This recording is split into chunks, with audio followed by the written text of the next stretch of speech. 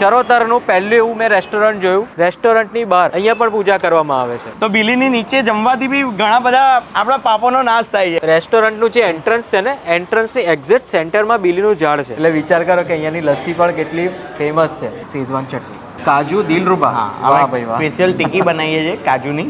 કાજુ દિલરૂબા ને એ બી આ જે ટિક્કી છે તે કાજુના કાજુ પીસીને બનાવેલી. ના, હું મારા જ ઘરનો દાખલો આપું કે મારા ફોઈ જે USA માં રહે છે, હા. પણ એ જ્યારે બી આવે એરપોર્ટ પરથી ઉતરે એટલે પહેલા ફોન મારે કે ભાઈ આટલું વસ્તુ રેડી રાખજો.